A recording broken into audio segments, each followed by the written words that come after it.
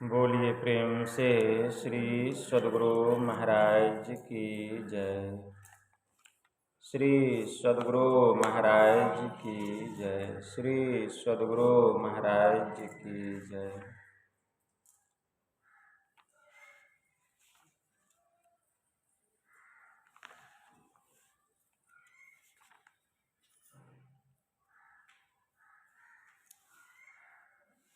श्री रामचरितमानस सार सटीक षष्ठ सोपान लंका कांड। लव निमेष परमाणु जुग बरस कल्प सर चंड भजसि न मन तेहि राम कह काल जासु को दंड। तुलसीदास कहते हैं काल जिसका धनुष और लव निमेष परमाणु वर्ष युग और कल्प प्रचंड बाण है,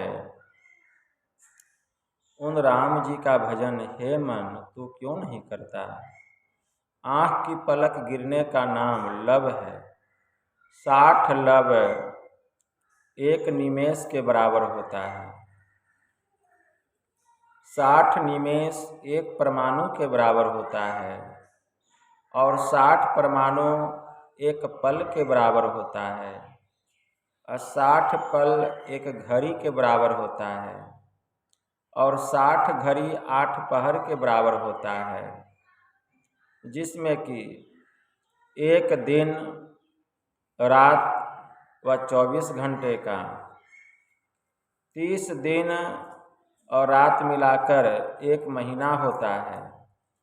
12 महीने का एक वर्ष होता है। इसी वर्ष से 17,28,000 वर्ष सतयुग की आयु, 12,96,000 वर्ष त्रेता की, 8,64,000 वर्ष द्वापर की और 4,32,000 वर्ष कलयुग की आयु है। इन चारों युगों के एक बार बीतने का नाम एक चौकरी है। 1000 चौकरी एक युग के बराबर होता है। 1000 चौकरी एक युग, एक कल्प ब्रह्म मतलब एक कल्प ब्रह्मा का एक दिन और रात होता है।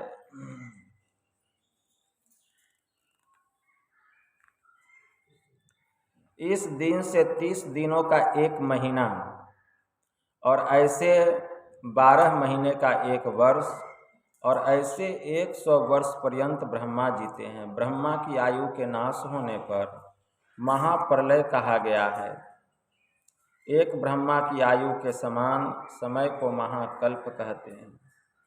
समुद्र की बतलाए हुई युक्ति से श्री राम जी की आज्ञा पा बंदरों ने सुदृढ़ पुल बना दिया। राम जी ससैन्य उस पुल पर से समुद्र पार होकर लंका में सुवेल पर्वत पर जा विराजे। जब यह खबर रावण को मिली तब उसने अपने मंत्रियों से पूछा कि अब क्या करना चाहिए। मंत्रियों ने कहा, हे प्रभु आप बारंबार क्या पूछते हैं, बानर और मनुष्य तो हमारे आहार हैं। रावण का बेटा प्रहस्त जो उस सभा में बैठा था बोला कि हे पिताजी, मंत्रीगण आपको उचित विचार नहीं देते, इनका विचार बहुत ही तुच्छ है। फिर वह मंत्रियों से बोला कि एक बंदर आकर संपूर्ण लंका जला गया, उस समय उसे खा जाने की भूख तुम्हें नहीं थी। अब भी अनुचित ठकुर सुहाती बातें करते हो। फिर रावण से बोला कि हे पिताजी मुझे कायर न समझिए, मेरी बातें आदर से सुनिए।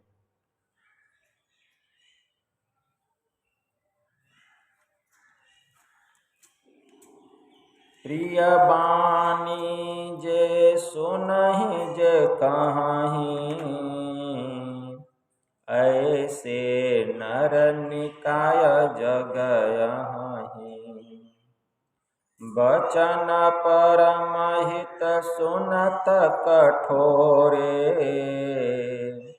असुनहि जे कहहि ते नर प्रभु थोरे। कौल काम बस कृपिन विमोरा, अति दरिद्र अजसी अति बूढ़ा। सदा रोग बस संतत क्रोधी, विष्णु विमुख श्रुति संत विरोधी। तनु पोषक निंदक अघखानी, जीवत सब सम 14 प्राणी। ताहि की संपत्ति सगुन शुभ, सपनहु मन विश्राम। भूत द्रोह रत मोह बस, राम विमुख रत काम। श्री सद्गुरु महाराज की जय।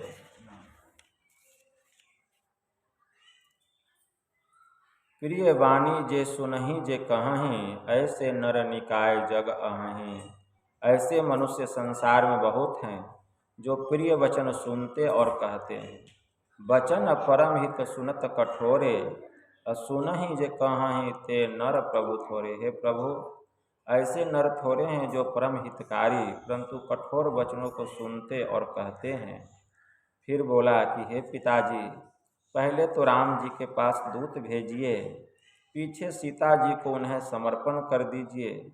यदि वे सीता जी को पाकर लौट जाएं तो बड़ी अच्छी बात है, और न लौटें, युद्ध ठाने तो उनसे लड़ाई कीजिए। रावण की यह बात न भाई, उसने प्रहस्त को डांटा। प्रहस्त कटु वचन कहता हुआ घर चला गया। इधर राम जी ने पहले रावण को समझाने के लिए उसके पास युवराज अंगद को दूत बनाकर भेजा। अंगद ने उसे बहुत समझाया पर उसने कुछ कान नहीं किया और घोर अहंकार से बहुत करक करक कर बातें कहने लगा। अंत में अंगद जी ने उसे कहा, तू तो मरा हुआ है, क्योंकि कौल काम बस कृपिन विमुहूरा, अति दरिद्र अजसी अति बूढ़ा। बाम मार्गी, कामातुर, कंजूस, महामूर्ख, अत्यंत दरिद्र, कलंकी, बहुत बूढ़ा। सदा रोग वश संतत क्रोधी, विष्णु विमुख श्रुति संत विरोधी। सदा रोग के वश में रहने वाला, सदा क्रोध करने वाला, भगवान से विमुख रहने वाला, वेद और संतों से विरोध करने वाला, तनु पोषक निंदक अघखानी, जीवत 100 सम 14 प्राणी। शरीर पालने वाला, सबकी निंदा करने वाला और पापों की खान, ये 14 प्राणी जीते हुए मृतक के तुल्य हैं। ये बातें सुन रावण क्रोधित हो तर्जन गर्जन करने लगा, पर अंगद जी कुछ न डरे। वे उसका रावण का मान मर्दन कर राम जी के पास लौट आए। दूसरे दिन से लड़ाई ठन गई। निशाचर एक एक कर मारे जाने लगे। जब कुंभकर्ण और मेघनाथ तक मारे गए, तब स्वयं रावण रथ पर चढ़ सेना से लड़ने आया। रणभूमि जाते समय उसे बहुत सी भयानक अपशगुन होने लगे। यहाँ महादेव जी पार्वती जी से कहते हैं, ताही की संपत्ति सगुन शुभ, सपनहु मन विश्राम। भूत द्रोह रत मोह बस, राम विमुख रत काम। क्या उसको स्वप्न में भी संपत्ति, शकुन, कल्याण और मन में चैन मिल सकता है जो जीवों से द्रोह करने में तत्पर, अज्ञान के अधीन, वासनाओं में अनुरक्त और राम से विमुख है? कदापि नहीं। श्री सद्गुरु महाराज की जय।